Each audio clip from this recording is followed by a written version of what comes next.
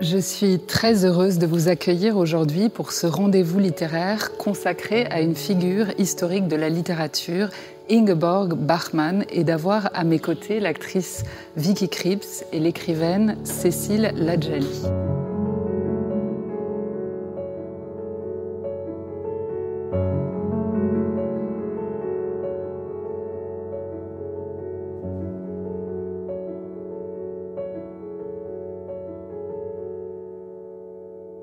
Vicky, tu es actrice et tu as récemment joué le rôle d'Ingeborg Bachmann dans le film de Margaret von Trotta, Voyage dans le désert, librement inspiré par les dernières années de la vie d'Ingeborg Bachmann et de sa relation avec l'écrivain Max Frisch. Cécile Ladjali, vous êtes écrivaine et professeure de littérature.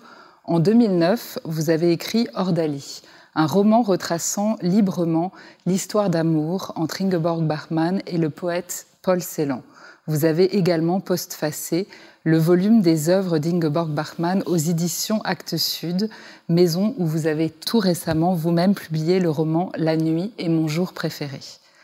Avant d'échanger ensemble, je vais prendre un petit peu de temps pour vous présenter cette femme en quelques minutes, ce qui ne va pas être facile. Cette femme énigmatique et audacieuse qui fut à la fois une écrivaine, une poétesse, mais aussi une philosophe importante sur la scène littéraire de l'après-guerre. L'écrivain Thomas Bernhard dira d'elle « Elle est la poétesse la plus intelligente et la plus importante que l'Autriche ait jamais produite au cours de ce siècle. Mais c'est autant son œuvre et la radicalité de sa volonté créatrice que sa vie tourmentée qui ont fasciné ses contemporains. Sa mort tragique à Rome des suites de ses brûlures en 1973 contribua à alimenter l'aura mystérieuse de Bachmann, une femme à la fois si forte dans son écriture et ses prises de position et si fragile dans son existence intime où elle s'est consumée dans la passion et le chagrin. Mais s'il y a bien quelque chose qui la caractérise, c'est son indépendance d'esprit, son refus de fléchir, sa lutte acharnée toute sa vie durant contre la violence et la guerre. Ses convictions irriguent son œuvre littéraire, dans laquelle elle affirme sans concession son refus du conditionnement social, de toutes les idéologies ou catégories qui figent l'identité dans un système de pensée excluant et injuste. Ce sentiment qu'il faut à chaque instant combattre les pouvoirs qui oppriment et qui tuent, s'enracine pour elle dans le rejet de l'insoutenable dans l'histoire de son siècle. Elle fait partie de cette génération d'écrivains dont l'enfance a été saccagée par le nazisme et elle n'a eu d'autre choix que de porter un regard lucide et désabusé sur le monde, hantée par la crainte que le passé ressurgisse dans le présent. Elle est née en 1926 à Klagenfurt, à la frontière de l'Autriche, de la Yougoslavie et de l'Italie, dans une famille pétrie d'idées nationalistes. Son père adhère au parti nazi dès les années 30, mais elle va choisir de résister pendant l'occupation contre le fascisme avec pour seul allié la littérature. Et c'est la collision entre ces deux situations qui provoque chez elle un conflit intérieur qui la hantera toute sa vie et qui sera au cœur de toute son œuvre. Le besoin de dire la vérité et la douleur de révéler une vérité qui lui fait honte. Son œuvre vient de son besoin de comprendre la manière dont le fascisme s'enracine dans l'histoire et les structures mentales. Après la défaite de l'Allemagne, elle éprouve un grand soulagement et poursuit ses études de philosophie. Mais elle a le sentiment que la guerre rôde toujours, tant qu'une chape de silence étouffe la société autrichienne qui veut évacuer son passé nazi. Dès son arrivée à Vienne en 1946, elle rencontre les écrivains du célèbre groupe 47 et s'engage à défendre à leur côté la nécessité d'un renouvellement de la littérature. Ce mouvement émane d'une inquiétude philosophique et existentielle. Comment continuer à écrire et à parler en allemand alors qu'on a été dépossédé de sa langue, alors qu'elle a été au service d'un appareil de propagande et de mort. Il n'y aura pas pour elle de monde nouveau sans langue nouvelle, sous-tendue par une exigence éthique, celle de représenter son temps avec le plus de lucidité possible, loin de toute idéologie, et d'offrir de nouvelles possibilités de compréhension. La rencontre avec le poète Paul Celan va renforcer en elle ce sentiment immense de responsabilité et la conviction intime que la poésie est une arme contre l'inhumain. En 1952, elle obtient le très prestigieux prix du groupe 47 pour son recueil Le temps en sursis. Sa poésie éblouit par son dépouillement, son incandescence, qui vise l'émotion au plus haut point. Et elle fait même, à cette époque, la couverture du Spiegel. En 1953, elle met fin à ses activités radiophoniques et décide de se consacrer à l'écriture. Elle voyage et publie le recueil de poèmes Invocation à la Grande Ourse, où l'on retrouve toute la sensualité des paysages de l'Italie et certains de ses plus beaux poèmes. Elle écrit en 1956 une pièce pour la radio bavaroise, Le bon Dieu de Manhattan, et provoque, sans le savoir, une rencontre qui changera le cours de sa vie. Max Frisch, l'écrivain suisse-allemand, entend sa pièce à la radio et lui écrit son admiration. Pendant 5 ans, il s'engage dans une relation déchirante, faite de ruptures et de réconciliation. Leur liaison se terminera de manière très brutale en 1962, à la suite de laquelle Frisch décide de publier un texte mettant en scène leur histoire tourmentée. Ingeborg Bachmann vivra cet épisode comme une trahison irréparable et une entreprise de destruction de sa personne. Malgré son effondrement physique et psychique qu'elle traverse à cette période, elle continue d'écrire, de voyager, de s'engager dans le monde et de vouloir se libérer de ses traumatismes. Les dernières années de sa vie seront solitaires et son roman Malina, que tout le monde attendait, sera mal accueilli par la critique. Elle meurt à 47 ans en laissant des milliers de pages inachevées. Ingeborg Bachmann est une femme qui aura vécu dans l'excès jusqu'à se brûler dans la passion et l'autodestruction, mais elle laisse à son lecteur le sentiment que l'expérience de la peur, de la déchirure, de l'amour, de l'écriture peuvent être au fondement du nouveau, si on accepte d'assumer jusqu'au bout le passé, avec ce qu'il peut avoir de plus déchirant. Écrire, pour elle, n'est pas autre chose qu'un mouvement d'amour vers l'autre, un élan qui nous engage à chercher le mot juste pour surmonter la distance. Cette confrontation avec la violence de la vie n'aboutit jamais pour elle à une vision nihiliste ou désespérée, car le texte littéraire est toujours fragment d'espoir. Il a beau être imparfait, inachevé, ne pas donner toutes les clés pour sortir du désespoir, mais il a la tâche de dévoiler la fêlure, d'où peut surgir cette étincelle de lumière dans l'obscurité.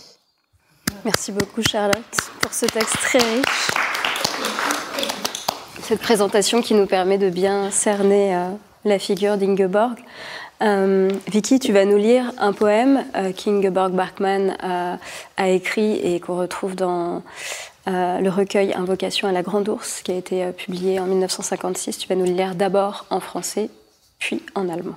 Nous t'écoutons. Ce qui est vrai. Ce qui est vrai ne jette pas de poudre aux yeux. Ce qui est vrai, sommeil et mort l'exigent de toi. Comme ancré dans ta chair, chaque douleur portant conseil. Ce qui est vrai déplace la pierre de ta tombe. Ce qui est vrai, même hors de portée, évanescent, dans le germe et la feuille, dans le lit pourri de la langue, une année et une autre année, et tous les ans durant. Ce qui est vrai ne crée pas de temps, il le compense. Ce qui est vrai fait l'arrêt à la terre, démêle, rêve et couronne, et les travaux des prés, monte sur ses ergots, et plein de fruits extorqués, te foudroie et te boit tout entier. Ce qui est vrai n'attend pas l'expédition des prédateurs, où pour toi peut-être tout est en jeu. Tu es sa proie, qu'on s'ouvre tes plaies. Rien ne t'attaque qui ne te trahisse en fait. Arrive la lune et ses cruches de fiel, alors bois ton calice. La nuit tombe amère, dans les plumes des pigeons floconnent la lie. tant qu'une branche n'est pas mise à l'abri. Tu es prisonnier du monde, de chaînes encombrées, mais ce qui est vrai trace des fissures dans le mur. Tu veilles et guettes ce qui est juste dans l'obscurité, tourné vers l'issue inconnue. Okay. Was wahr ist. Was wahr ist, streut nicht Sand in deine Augen. Was wahr ist, bitten Schlaf und Tod dir ab. Als eingefleischt von jedem Schmerz beraten, was wahr ist, rückt den Stein von deinem Grab. Was wahr ist, so entsunken, so verwaschen, in Keim und Blatt, im faulen Zungenbett, ein Jahr und noch ein Jahr und alle Jahre. Was wahr ist, schafft nicht Zeit, es macht sie wett. Was wahr ist, zieht der Erde einen Scheitel, kämmt Traum und Kranz und die Bestellung aus, es schwillt sein Kamm und voll gerauften Früchten schlägt es dich und trinkt dich gänzlich aus.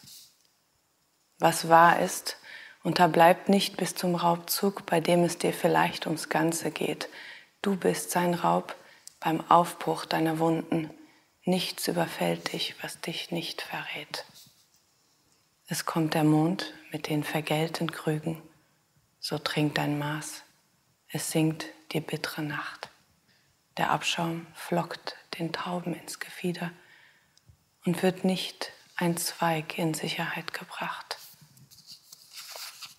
Du haftest in der Welt, beschwert von Ketten, doch treibt, was wahr ist, Sprünge in die Wand. Du wachst und siebst im Dunkel nach dem Rechten, dem unbekannten Ausgang zugewandt. Merci. Merci beaucoup, Vicky.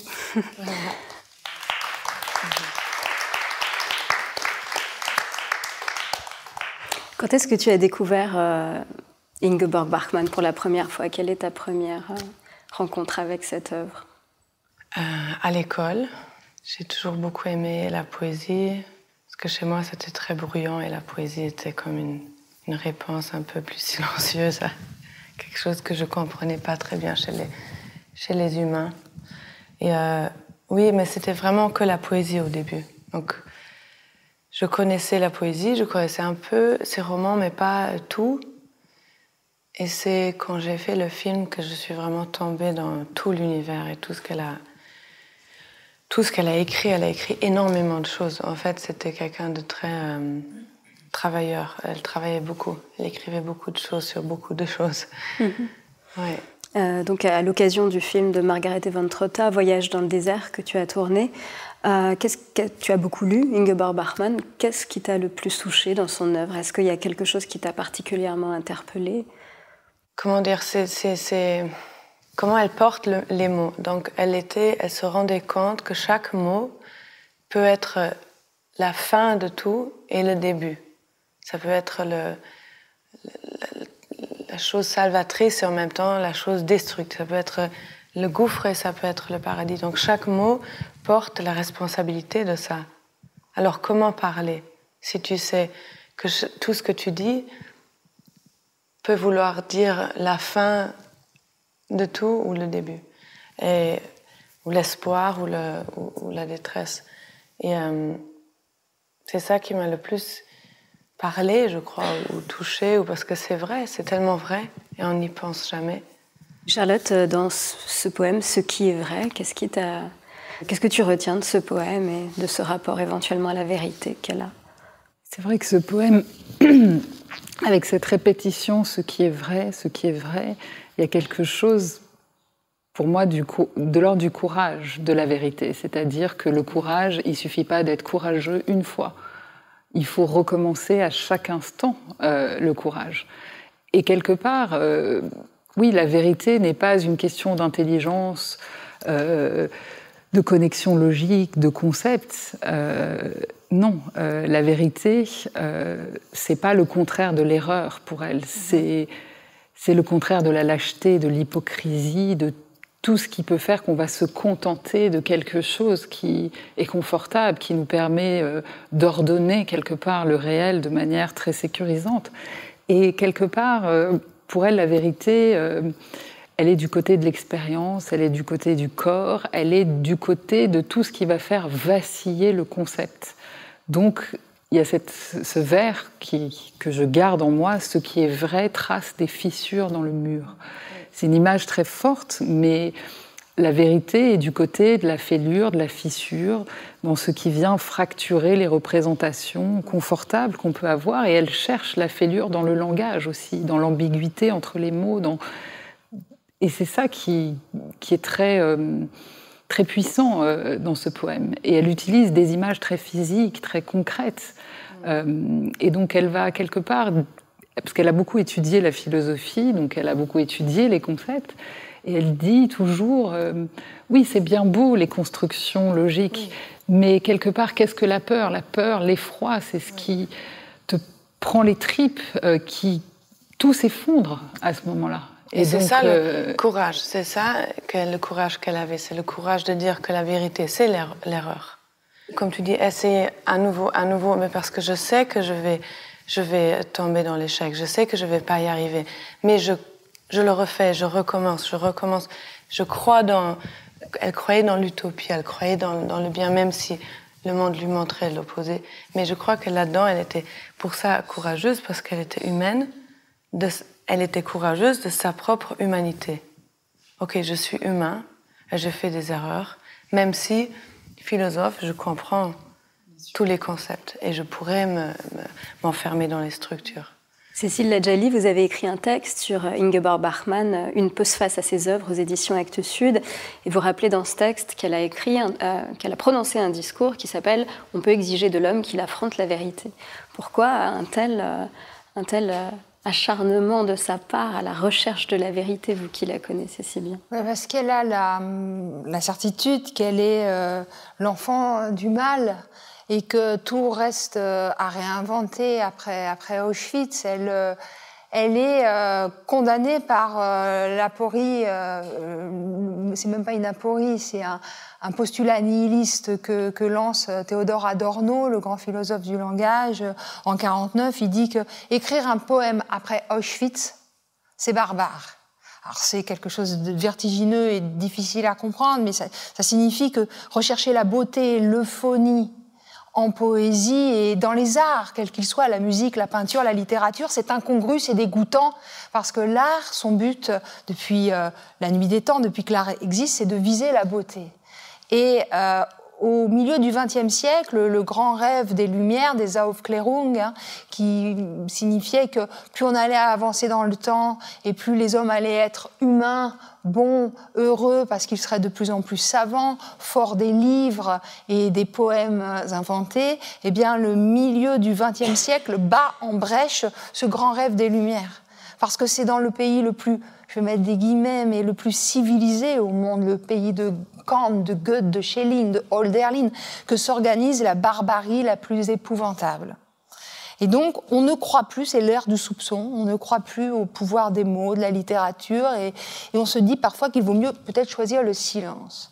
Et elle sait qu'elle a cet héritage-là, l'héritage qui se situe dans la langue allemande, qui est la langue de sa famille, la langue de l'amour d'une certaine manière, mais aussi la langue d'Adolf Hitler.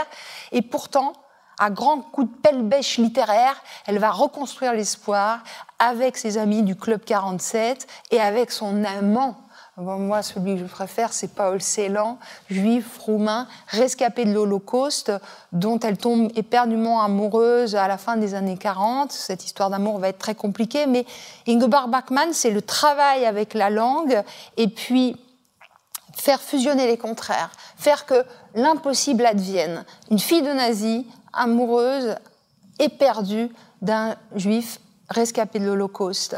Et il y a dans le poème que Vicky vient de lire, à la fin, une alchimie, une poétique qui est très célanienne. Il y a quelque chose qui ressemble à Célan parce que tous les deux se nourrissaient l'un l'autre énormément. Et quand vous dites toutes les deux, Charlotte et Vicky, qu'il y a quelque chose dans la création de pas du tout intellectuel, elle était immensément savante, mais quelque chose de viscéral et de très très physique. On le ressent plus que jamais dans les poèmes, parce que la poésie, c'est un art de la musique, du rythme, de l'image. Et il y a quelque chose de pas pensé dans ce que Vicky vient de nous lire, mais quelque chose d'intuitif, de ressenti, de très humain. Et ce qu'il y a de magnifique, et c'est ça la vérité de Bachmann, c'est qu'à un moment, elle oublie les livres et elle fait un pari sur le langage. Et elle arrache les mots à la nuit. Mm-hmm.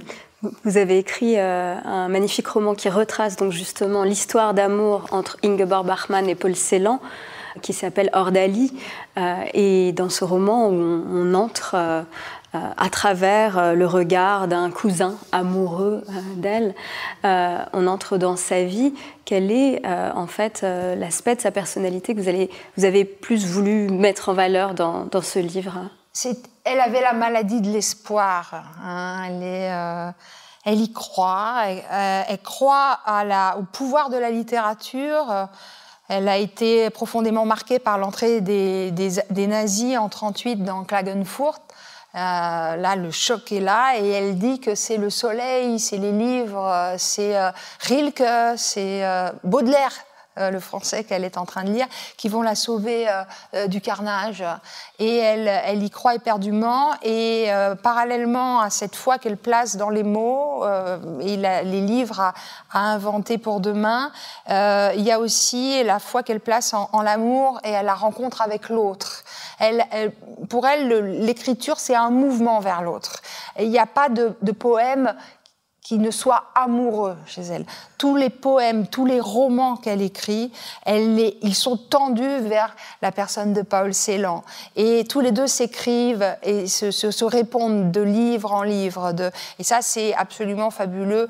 On le constate aussi, on peut le vérifier dans leur correspondance qui a été publiée au Seuil, Le temps du cœur, hein, c'est comme ça que c'est traduit en français. Et on voit bien qu'ils ont été séparés parce que Paul Celan était marié. Donc c'était un amour adultère, mais elle lui offre un livre pour se consoler. Et le baume de Ingeborg Bachmann, c'est la littérature. Alors Ingeborg Bachmann avait une relation très forte aux autres, à l'extérieur, et un de ses thèmes de prédilection, c'est l'amour-passion. Dans ses romans, et notamment dans Malina, son grand roman, elle décrit les rapports de couple et aussi la difficulté des rapports de couple dans les années 50, 60. Elle n'est pas la première à en parler, des rapports qui peuvent être des rapports de domination aussi, des rapports où la violence peut entrer en ligne de compte. Qu'est-ce qui fait que parmi les écrivaines de cette époque, elle en parle d'une manière particulière? Quelle est la tonalité d'Ingeborg Bachmann quand elle parle de cette question du couple? Elle n'est peut-être pas dans la dialectique classique masculin-féminin qui fatalement aboutit à l'affrontement. Elle est dans l'effacement des genres. Elle est dans cette sublime poétique, moi qui m'obsède depuis que j'écris, de l'androgyne. Le neutre en allemand permet beaucoup de choses aussi. Vicky en parlerait 10 milliards de fois mieux que moi. Et dans la relation entre Ivan, le héros de Malina, et moi, ich, à un moment donné, il y a vraiment une fusion. Et ich devient Ivan, et Ivan devient moi. Et il y a cette porosité, cet effacement des frontières génériques entre le masculin et le féminin, qui est une véritable proposition qu'elle nous offre pour le dialogue, pour la rencontre authentique avec autrui. Et cet effacement des genres, il est, même d'un point de vue poétique, dans toute son œuvre. En fait, c'est un génie polygraphe. Elle pratique tous les genres littéraires, le théâtre radiophonique, le roman, la poésie, l'essai. Et en fait, tout est dans tout est vase communicant. C'est un tourbillon, Ingeborg Bachmann, de création. C'était une bosseuse acharnée. Elle effrayait pas mal son entourage à cause de ça, d'ailleurs. Et c'est une figure de la vie, vraiment. Tout à l'heure, Charlotte disait que Malina n'avait pas été très bien reçue à l'époque. Est-ce que c'est parce qu'elle était trop visionnaire, trop avant-gardiste, que finalement Malina a été mal reçue? Sans doute fait-elle peur aux hommes. Elle est quand même en couple avec un écrivain. Et c'est quand même compliqué pour une femme d'être meilleure que son mari. parfois. Je crois que ça nous parle encore aujourd'hui. C'est pour ça que ça a assez mal passé, je crois, entre... Vicky connaît mieux la partie biographique avec Max Frisch que moi, mais je pense que Max Frisch a été un peu, peut-être pas jaloux, mais oui, dans l'envie. Pas seulement lui, je crois que pour tous les hommes, famously, Reich Ranitzky, il a dit de elle que la fille, il l'appelait la fille, das Mädchen, ce qui est presque la petite fille, que la fille aurait plutôt dû continuer à écrire des poèmes et pas des livres. Il se moquait d'elle, qu'elle allait écrire des livres. Et je crois que c'est de ça qu'elle a souffert et de ça qu'elle est morte, vraiment. C'est ça qui l'a tuée. C'est que pour aucune raison, elle n'a pas été reconnue pour ce qu'elle était, ce qu'elle faisait, parce que c'était vraiment très, très fortement philosophique ce qu'elle disait. C'est pas du tout juste de la belle poésie. Et je crois que c'est Max Frisch, mais aussi tous les hommes autour d'elle, elle a vécu avant son temps. Elle n'a pas eu le droit d'être aussi brillante qu'elle était et en même temps porter des robes et mettre du rouge à lèvres, mais en même temps pas vouloir être juste une femme. Elle a écrit un autre roman inachevé, cette fois-ci, qui s'appelle Franza. Le film de Margaret Eventrota s'inspire largement de ce texte. Donc Franza raconte l'histoire d'une jeune femme, Franza, qui vit un mariage désastreux avec un grand psychiatre, professeur d'université, et qui souffre énormément de la relation et de l'emprise qu'il a eue sur elle. Est-ce que tu peux nous lire un extrait de Franza, Vicky, s'il te plaît? Quand cela a-t-il commencé? On ne croit pas que cela ait toujours été ainsi, mais on finit par savoir que cela a commencé au tout début. Quelque chose t'avertit alors et déjà tu n'écoutes plus.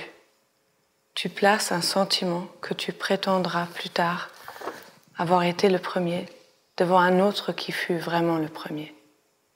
Tu es averti par une attitude, un geste de la main, une voix au timbre terne, et le moment suivant, ce peut être un mois après, tu t'efforces de découvrir quelque chose de touchant dans ce geste arrogant. Tu supposes une histoire cachée qui ne se révèle jamais, un manque d'assurance qui ne se manifeste pas. Tu aimes cette voix maintenant parce que tu perçois de la mélancolie en elle, et si elle se fait agressive, tu y entends de l'audace, cela te plaît. Le vertige est parfait. Tu n'as pas besoin de t'abuser. La tromperie engendre une nouvelle tromperie. Rien ne t'avertit plus. Un signal unique t'est donné quand tu te trouves avec l'autre pour la première fois dans une pièce et quelque chose te commande de faire attention. Attention. La fois suivante, c'est un titre, un cours de faculté, après lequel les étudiants tapent du pied, quelques centaines de demi-fous qui prononcent le nom dont ils ont plein la bouche ou qui le brocardent. C'est une adresse, un nom sur une page d'une revue qui t'auront ôté l'idée d'écouter encore une fois l'avertissement que t'ont crié ta peau, tes muscles, ton ouïe, tous tes organes réceptifs. Pourquoi cela ne m'a-t-il jamais frappé? Il disséquait tous les êtres humains jusqu'à ce qu'il n'y a plus rien, qu'il ne resta plus qu'un rapport médical. Cela ne m'a jamais frappé parce que je prenais sa sévérité seulement pour une sévérité professionnelle et ne me suis jamais demandé si son comportement vis-à-vis de son frère, de sa femme, de son enfant était dénaturé. Je sais, tu ne comprendras pas cela. Il ne pouvait pas voir quelqu'un sortant des limites qu'il lui avait définies. Que de questions inutiles. Quand cela existe, et je ne l'avais pas remarqué jusque-là, quand les sadiques ne sont pas seulement dans les services psychiatriques et dans les salles de tribunaux, mais qu'on les trouve parmi nous, avec des chemises blanches impeccables et des titres de professeurs munis d'instruments de torture de l'intelligence. Non, non. Et Franza dit encore, pourquoi quelqu'un veut-il assassiner sa femme? Pourquoi quelqu'un déteste-t-il les femmes et vit avec elles et les liquide, en veillant seulement à ne pas perdre la face devant l'opinion publique, mais pas davantage non plus, car l'opinion publique, son seul juge, n'a pas de notion. Les séparations sont des histoires d'amour ratées. Ça continue, mais là je finis. C'est bien pour la Saint-Valentin. Ouais. Charlotte, qu'est-ce qui t'interpelle le plus dans la manière dont elle évoque les relations de domination dans le couple? Là, ce qui est intéressant dans l'extrait que Vicky vient de lire, c'est... Oui, il y a un mécanisme d'emprise. D'ailleurs, c'est un terme qu'on entend souvent aujourd'hui. Mais en fait, le livre s'appelle « Le cas Franza ». C'est-à-dire qu'elle ne devient plus qu'un cas psychiatrique, c'est-à-dire qu'elle est complètement déshumanisée, elle n'existe plus dans ce qu'elle peut avoir de singulier. Elle est rangée dans les symptômes, dans les cases, maladie mentale, et quelque part, cet éminent psychiatre qui est donc son mari, voilà, la domine complètement, puisqu'il est du côté du savoir et elle est du côté de la maladie. Et ce qui est très intéressant dans ce texte, c'est qu'elle renverse évidemment cela. Elle dit, mais peut-être que c'est lui, le sadique, et peut-être qu'il m'a rendu malade. Enfin, elle essaye de renverser le rapport de domination. Et un peu plus loin dans le passage, puisqu'on ne pouvait pas tout garder, elle utilise le mot de fascisme privé. C'est-à-dire que ce comportement est une forme de fascisme. Et en fait, elle utilise un terme qui qualifie normalement un comportement public ou un régime politique pour le déplacer dans la sphère de l'intimité. Et quelque part, elle fait cela pour montrer que dans les relations intimes, il y a du politique, qu'on ne peut pas séparer les deux. Et ce qui la tourmente à cette époque-là, c'est que le fascisme est terminé au sens du régime politique, mais la guerre continue. C'est ce qu'elle continue d'expliquer, parce que le fascisme, c'est aussi un fonctionnement de la conscience, une manière de fonctionner qui vise à déshumaniser l'autre, à ne faire qu'il n'existe plus au nom d'un idéal ou d'une théorie scientifique. Et ça, elle va vouloir montrer que dans les relations d'amour ou les relations intimes, il peut y avoir des rapports de force.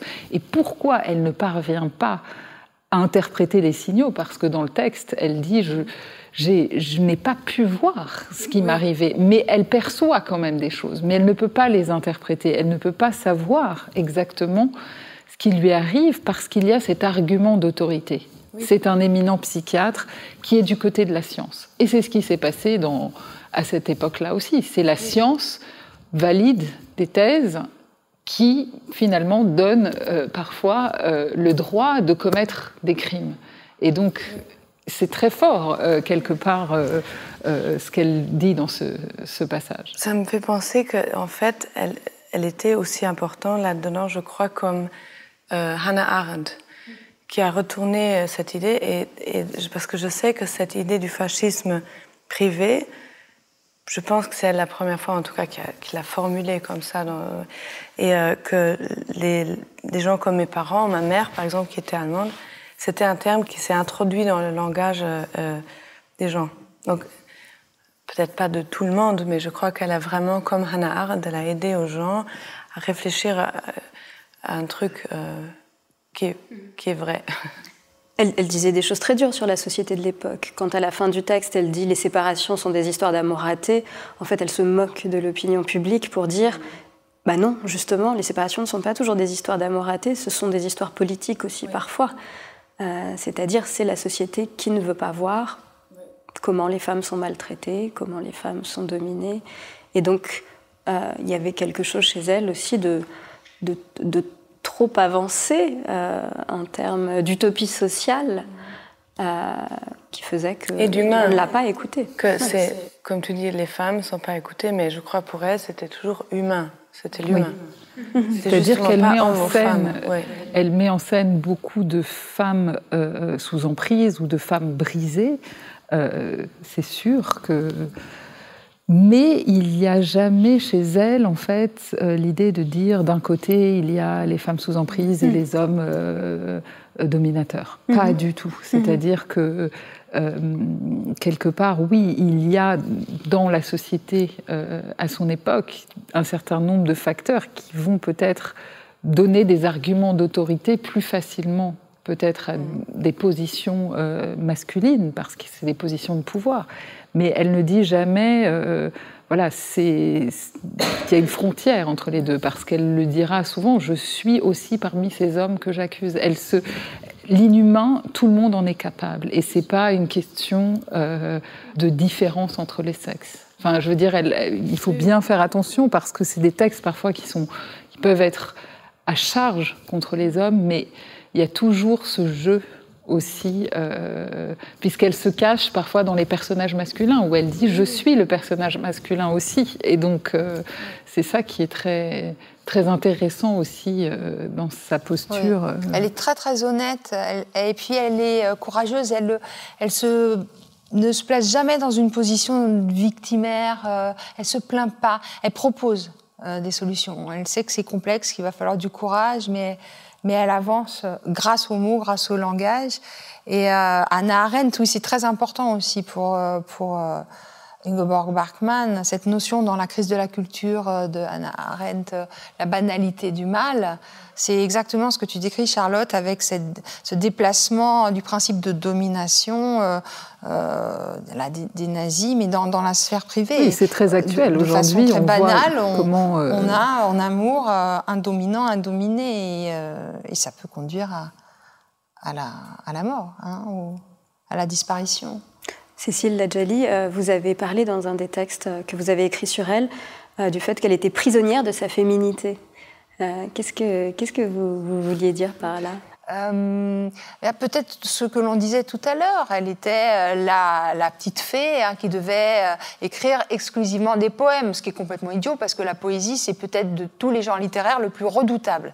Là, on peut bluffer peut-être sur des centaines de pages, être un peu moyen par endroits dans un roman. En poésie, il faut être bon du début à la fin parce qu'on n'a pas le droit à l'erreur. Donc bon, je ne sais plus qui disait, c'était Frisch. Non, mais ils l'appelaient tous la petite fille. Ouais. Ça, je sais pas. Même ceux qui lui ont donné le prix et tout. Oui. Le groupe.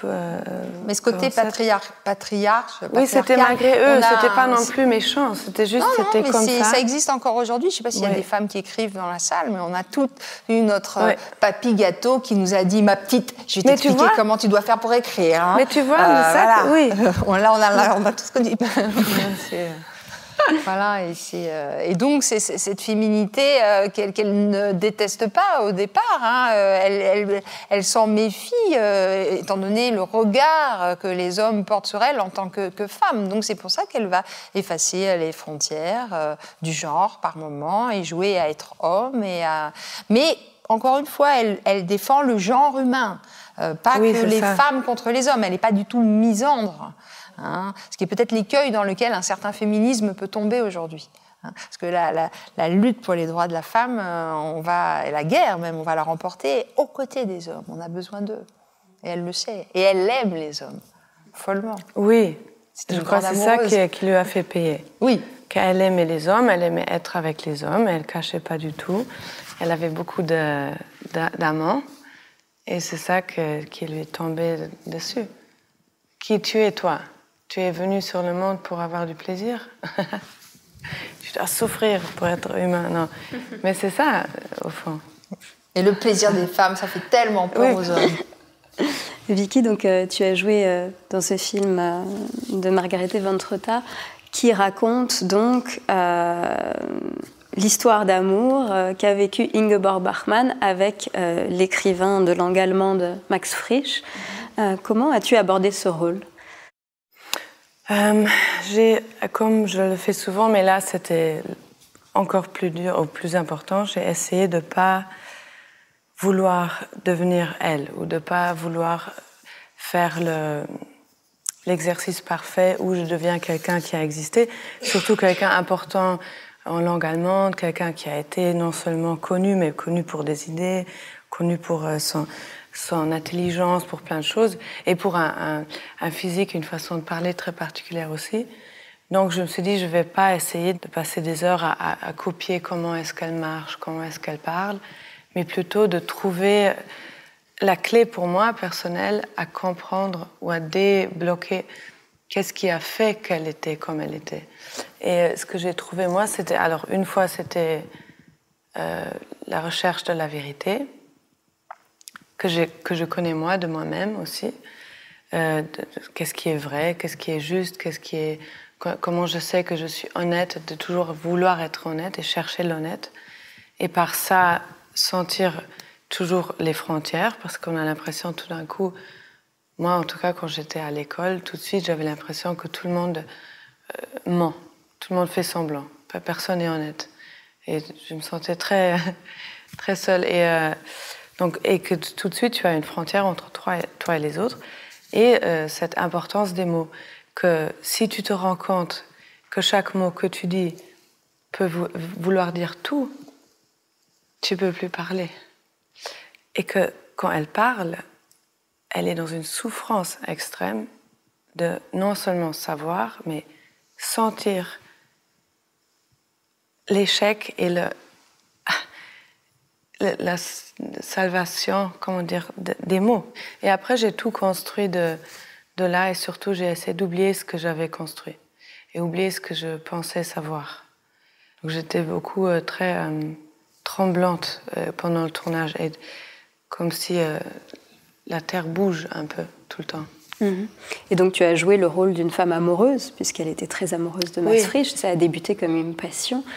Ça a continué d'ailleurs comme une passion. Ouais. Comment, toi, tu perçois justement la manière dont elle décrit les rapports de couple? J'ai eu du mal à tomber amoureux de Max Frisch. Parce que je savais trop sur lui, et aussi parce qu'on raconte beaucoup déjà à la fin. Mais ce que j'ai appris ou compris aussi quand j'ai rencontré l'acteur, le pauvre, mais j'avais vraiment du mal à me projeter et l'aimer. Et tout d'un coup, j'ai compris que malgré elle et malgré son intelligence, il était un peu comme c'était un brut, en fait, Max Frisch. Il était hyper intelligent, c'était un architecte de la pensée, il est parfait dans ce qu'il fait. Mais là-dedans, il est un brut. Et elle tombe pour ça dans l'idée que ça va la sauver, enfin, de trouver quelque chose qui va te mettre un peu dans un cocon ou un peu te protéger, ce qui est évidemment une illusion. Et il a fait le contraire. Donc j'ai suivi cette route, ce qui était intéressant, parce que j'aurais cru que moi aussi, femme d'aujourd'hui, j'ai appris plein de choses et je me sens émancipée, et j'ai vu que si je vais là-dedans, ah oui, j'ai aussi envie de ça, en fait. Une partie de moi aurait envie que quelqu'un me protège. Elle était en cela très humaine, parce qu'effectivement, elle avait une idée d'utopie des rapports humains, d'égalité, oui. Et en même temps, elle aimait des hommes oui. qui ne s'occupaient pas bien d'elle. Oui, mais elle voulait les deux. Elle voulait l'aimer vraiment, être à la maison, être là pour lui, mais elle ne voulait pas faire le linge ou être la petite femme qui l'attend, pas du tout. Elle voulait l'aimer, avoir cette relation et cette promesse qu'elle appelle le pacte. Et le pacte, c'est la promesse que nous deux, on se met d'accord sur une chose, c'est juste pour nous. Mais elle voulait aussi avoir plein d'amants et avoir le droit que si elle s'en va à Munich, que là, elle va voir son autre amant. Et lui, c'était pas du tout son truc.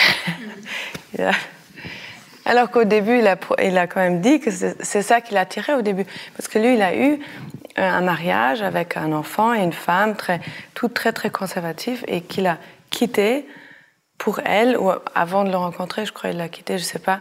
En tout cas, il savait de quoi il s'agit, et il a quitté ça pour la liberté de l'esprit et tout. Donc il lui a menti aussi un peu. C'est comme Valmont et Merteuil, hein, dans les liaisons dangereuses. Oui. Au départ, on est libre, on est libertin, et puis à un moment, ça leur plaît plus du tout. Oui, voilà. Ça marche pas, en fait. Peut-être une question intéressante aussi, c'est de se demander, quand on est artiste, est-ce qu'on peut être amoureux? Parce qu'il y a souvent aussi une contradiction entre la condition de l'artiste, qui est la liberté, l'autonomie, la souveraineté, et l'amour, où on est dépossédé de sa souveraineté finalement, où il n'y a pas des questions de mérite ou de justice qui entrent en compte. Et... Il ne faut pas être en couple avec quelqu'un qui fait le même métier que nous. Moi, je ne vis pas avec un écrivain, donc tout va bien. Mais l'amour, c'est un moteur incroyable. Et puis l'amour, ce n'est pas forcément l'amour de l'amant, ça peut être l'amour de l'autre. Ça peut être... Moi, j'ai éperdument besoin de l'autre. Mais je ne pense pas forcément à mon amoureux, je pense aux gens qui lisent nos livres, qui voient nos films. S'il n'y a pas de rencontre, s'il n'y a pas de dialogue, l'œuvre d'art est une coquille vide. Elle n'acquiert sa légitimité et sa vie que par le souffle d'un lecteur, d'un spectateur. Ça reste lettre morte, sinon, je pense. Donc oui, j'ai besoin d'amour, oui. Oui, mais c'est vrai que cet amour-là peut être un danger pour l'autre. C'est-à-dire qu'on a toujours une relation amoureuse avec quelque chose qui est hors de... Là, donc, c'est pas dans le salon, dans la cuisine, mais c'est mon film, mon personnage. Vraiment, la relation d'amour que j'ai avec le médium film. C'est quoi faire un film? Et c'est les spectateurs, et c'est pas seulement parce qu'ils vont aimer ce que je fais. C'est pas ça, c'est être amoureux de ce moment de rencontre entre ce que je fais et l'autre qui reçoit ce que j'ai fait. Et qu'est-ce qui va se passer, bien ou mauvais, et c'est vrai que ça, c'est spécial pour avoir une relation. D'accepter qu'il y a toujours cet autre amour qui est tout aussi vrai et vivant, même s'il n'est pas là, dans la pièce. Vicky, est-ce que tu peux nous lire un poème d'Ingeborg Bachmann qui s'appelle « La bohème est au bord de la mer », qui est un de ses poèmes les plus connus et peut-être les plus illustratifs de sa pensée. Donc, à nouveau, une première fois en français, puis en allemand. Oui. La bohème est au bord de la mer. Si les maisons par ici sont vertes, je peux encore entrer dans une maison. Si les pans ici sont intacts, je marche sur un bon fond. Si peine d'amour est à jamais perdue, je la perds ici de bon gré. Si ce n'est pas moi, c'est quelqu'un qui vaut autant que moi. Si un mot ici touche à mes frontières, je le laisse y toucher. Si la bohème est encore au bord de la mer, de nouveau, je crois aux mers. Et si je crois à la mer, alors j'ai espoir en la terre. Si c'est moi, c'est tout un chacun qui est autant que moi. Je ne veux plus rien pour moi, je veux toucher le fond. Au fond, c'est-à-dire en la mer, je retrouverai la bohème. Ayant touché le fond, je m'éveille paisiblement. Ressurgissant du fond, je sais maintenant, et plus rien ne me perd. Venez à moi, vous tous bohémiens, navigateurs, filles des ports et navires, jamais ancrés. Ne voulez-vous pas être bohémiens, vous tous, illyriens, véronais et vénitiens, jouer ces comédies qui font rire et qui sont à pleurer. Et trempez-vous 100 fois, comme je me trempais, et ne surmontez jamais les épreuves, et pourtant les ai surmontées, chaque fois de nouveau. Comme les surmonta la bohème, et un beau jour reçut la grâce d'aller à la mer, et maintenant se trouve au bord. Je touche encore aux frontières d'un mot et d'un autre pays. Je touche, fût-ce si peu, toujours plus, à toutes les frontières. Un bohémien, un nomade qui n'a rien, que rien ne retient, n'ayant pour seul don, depuis la mer contestée, que de voir, pays de mon choix. En allemand. Böhmen liegt am Meer. Sind hierorts Häuser grün, tret ich noch in ein Haus. Sind hier die Brücken heil, geh ich auf gutem Grund. Ist Liebesmüh in alle Zeit verloren, verliere ich sie hier gern. Bin ich's nicht, ist es einer, der so gut wie ich. Grenzt hier ein Wort an mich, so lass ich's grenzen. Liegt Böhmen noch am Meer, glaub ich den Meeren wieder. Ich glaub noch ans Meer, so hoffe ich auf Land. Bin ich's, so ist's ein jeder, der ist so viel wie ich.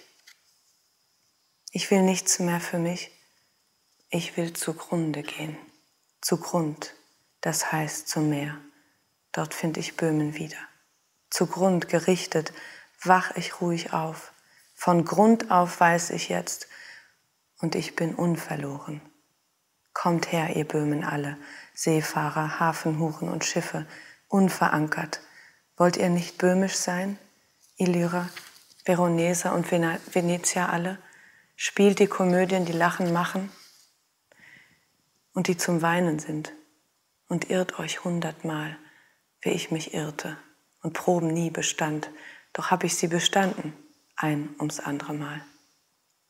Wie Böhmen sie bestand und eines schönen Tags ans Meer begnadigt wurde und jetzt am Wasser liegt. Ich grenz noch an ein Wort und an ein anderes Land. Ich grenz, wie wenig auch, an alles immer mehr. Ein Böhme, ein Vagant, der nichts hat, den nichts hält. Begabt nur noch vom Meer, das strittig ist, Land meiner Wahl zu sehen. C'est très frustrant. Parce que je sais que je ne peux pas vous transmettre, je veux dire, ça, le truc, parce qu'elle a écrit en allemand. Il y a plein de choses qui sont presque pas possibles de traduire. Par exemple, zugrund. Donc elle dit zugrunde gehen. Et le Grund, c'est le fond. Donc das Grund, der Meeresgrund, c'est le Grund de l'océan. Donc je peux aller au fond. Mais zugrunde gehen, quelque chose qui va zugrunde, is fainting, ou se décompose, ou meurt. Donc mourir ou décomposer, c'est zugrunde gehen. Mais zugrunde gehen, c'est aussi aller au fond. Donc en allemand, souvent les poèmes, ils utilisent des mots et un mot dit un autre mot. Mais en disant l'autre mot, les deux mots racontent une histoire en un mot. Alors c'est presque pas possible de traduire. Mais c'est une tâche impossible. C'est quand même très beau la traduction. Cette ambiguïté, elle est inhérente à la poésie en général. Hein. Ces figures de style où il y a un mot et deux sens, même des fois trois. Et là, on retrouve cette androgynie de Bachmann. Elle se compare à un bohémien à un moment donné. Et c'est elle. Et c'est elle. Là, elle est devenue un bohémien. Et c'est le privilège des poètes que de pouvoir déplacer les frontières. Comme ça, Rimbaud, dans Le bateau ivre, fait la même chose. Il déplace les continents, il crée des séismes. Charlotte, donc, ce poème énonce une fiction comme une vérité quand elle dit « la bohème est au bord de la mer », alors qu'en réalité, la bohème n'est pas au bord de la mer. Qu'est-ce que ça t'inspire ? C'est la dimension de l'utopie et du rêve aussi qui est très importante, où elle est dans cet espace entre le rêve et la douleur. Et le rêve peut aussi être cauchemar, mais peut aussi nous faire entrevoir quelque chose de radicalement nouveau qui était inimaginable. Et donc la fiction est aussi réelle. Enfin, je veux dire, est aussi quelque chose qui nous permet de surmonter aussi beaucoup de choses. Et peut-être l'entendre en allemand, c'était tellement puissant. Il y a quelque chose de très fragile et d'une voix qui s'affirme dans la fragilité. Oui. Et c'est ça qui est... Et dans la destruction. Ouais. C'est ça qu'un mot peut détruire et en même temps il peut sauver. Et donc des fois les mots qu'elle utilise, c'est comme comme une lame. Oui, comme des lames. Mais en même temps comme une feuille. Parce qu'il y a cette dimension de la chute où elle dit je touche le fond, je vais au fond des choses. Il y a cette idée de la chute où son monde est un monde où on chute, où on tombe. Mais ce qui est très fort, c'est qu'il y a toujours quelque chose qui la rattrape. Je reprends ce très beau vers qui est en titre du recueil, « Toute personne qui tombe a des ailes ». Et c'est cette idée que le mot, le poème, échappe au vertige de la chute parce qu'il y a la verticalité des mots, quelque chose qui tient, qui me tient, et qui empêche de complètement tomber. Et ça, dans sa poésie, il y a cette affirmation de soi, cette force dans les mots qui, finalement, résiste à la destruction, à la chute. Et on a ce sentiment d'extrême fragilité et en même temps d'une droiture. Oui, parce qu'elle accepte la chute et la destruction quelque part. Donc elle s'effondre au fond des choses pour pas s'effondrer, mais elle le fait quand même. Oui. Mais quelque part, elle dit « je suis indestructible parce que je suis déjà détruite ». Elle efface les frontières, avec La Bohème est au bord de la mer, à un moment où l'Allemagne est défigurée par un mur. Aussi, ironie suprême de la poétesse qu'elle est, là. Les mots sont capables de ça. Alors, est-ce qu'ils vont suffire? C'est tout le dilemme de Bachmann, mais elle parie dessus. C'est un pari presque pascalien. On n'a rien à perdre. Donc là encore, en fait, elle est très avant-gardiste. Elle transgresse les frontières territoriales, elle transgresse les frontières de genre. Et elle est toujours... à son époque, quand même, elle est morte en 1973, c'est peu fréquent. C'est encore peu fréquent. Aujourd'hui, c'est extrêmement contemporain. Mais à l'époque, c'est presque inaudible, en fait. Alors, quand on voit des photographies d'Ingeborg Bachmann, c'était une femme très belle, très élégante. On la voit souvent avec des robes sans manches ou des chemisiers au col boutonné. Est-ce que vous savez quel était son rapport aux vêtements, Cécile Ladjali? Non, je ne suis pas renseignée là-dessus. Je vois les photos d'elle et effectivement, je la trouve ravissante, forte, marquante. Je pense qu'elle était intuitivement comme ça. C'était une amoureuse, donc elle aimait... C'est intéressant parce que j'aurais pas pensé, mais elle avait un rapport très fort aux vêtements. Oui, vraiment. Et c'est Marguerite qui m'a dit, elle dit oui, tu as vu les photos, elle avait toujours un rouge à lèvres.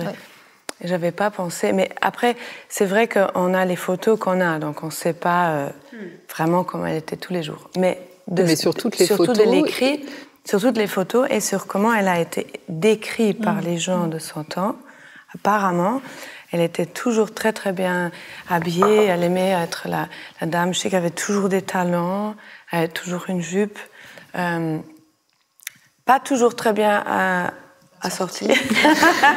Ce qui est quand même encore mieux, je trouve. Mais peut-être aussi parce qu'elle avait aussi cette fragilité aussi, où c'était quelqu'un d'une extrême sensibilité, d'une timidité quand même, où elle avait beaucoup de mal en société. Elle disait toujours parler en société où le langage de tous les jours, les conversations banales, c'était quelque chose d'impossible pour elle, quelque part. Et peut-être que le vêtement aussi l'aidait, pareil, à retrouver un ancrage pour affronter oui, je crois, elle se donnait de l'allure. Oui, c'était comme une armure ou quelque chose qu'elle pouvait porter, qui lui donnait une allure.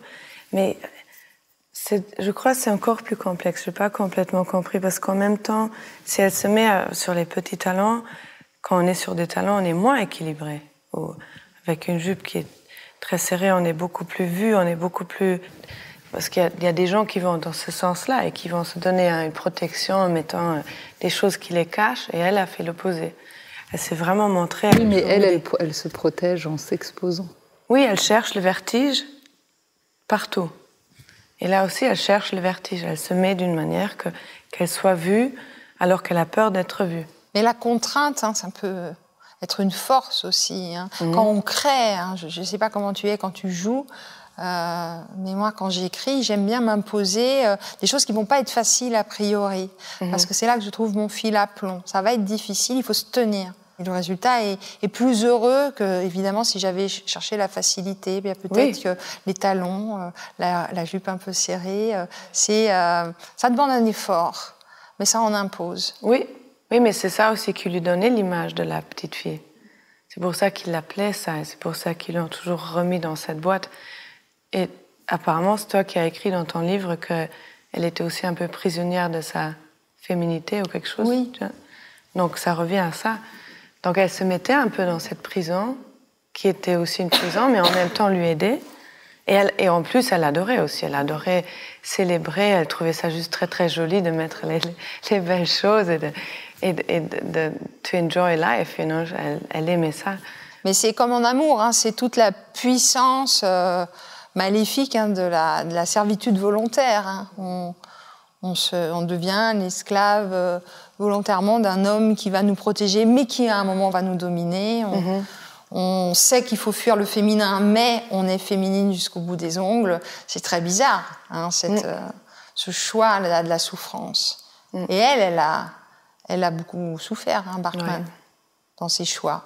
Mais c'était aussi l'expression de sa liberté. Mais il y a un vers aussi très beau d'elle. Je me tiens rayonnante devant les plus profondes abîmes. Et il y a cette idée exactement. Où elle reste quand même toujours du côté de la lumière. Oui, c'est un poème de jeunesse qui s'appelle Profession de foi, où justement c'est une sorte de déclaration qu'elle fait au monde très jeune, en disant qu'en quelque sorte, elle aura la responsabilité de se tenir droite devant l'abîme toute sa vie. Donc, et pour finir, Vicky, dans le film, est-ce que tu as porté ces robes? Est-ce que tu as apprécié porter ces robes? Comment ça s'est passé? Alors, c'était des robes vieilles.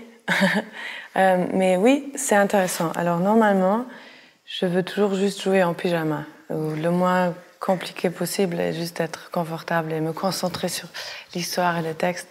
Et rarement, les personnages m'informent qu'ils auraient besoin de vêtements. Ou souvent, je dis, mais si on trouve un truc qui est bien, c'est bien, ça suffit. Ou deux. Et ici, je suis arrivée J'entre dans cette pièce où il y avait toutes ces robes et ces chaussures, et j'avais juste envie de les mettre tous. C'est le premier film que j'ai fait où j'ai dit à la costumière, oui, tout ce que tu me donnes, je vais mettre. Toutes les petites robes et toutes les petites chaussures à talons. Et ça m'amusait tout d'un coup de mettre ça, alors que normalement, je trouve ça chiant parce qu'on ne peut pas courir, on ne peut pas bouger comme il faut. Mais là, c'est la première fois que... Donc oui, donc j'ai pris plaisir de m'aventurer là-dedans. Et est-ce que tu construis, ou ça contribue à la construction d'un personnage, les vêtements ou les costumes qu'on te propose? Oui, déjà le tissu. Chaque tissu a une autre énergie. Chaque vêtement a une histoire. Tu sais où est-ce qu'il a été avant, comment il a été fait, qui l'a fait. Et surtout, en tant qu'actrice, je mets souvent des vêtements qui sont des vieux vêtements dans les stocks, qui ont beaucoup d'histoire. Et là, il y a un vrai échange, je trouve. Moi, je le sens. Des fois, ça me fait peur quand on met des vêtements justement d'avant-guerre ou de la guerre. C'est quoi la mémoire aussi que portent les vêtements et les tissus. Même si c'est un tissu d'aujourd'hui, quand même, c'est quoi son histoire? D'où est-ce que ça sort? C'est pas tombé du ciel. Et donc, moi, la première fois où je rencontre le personnage, c'est quand je mets les vêtements. Merci beaucoup. Merci Cécile, merci Charlotte et merci Vicky pour cette très belle conversation.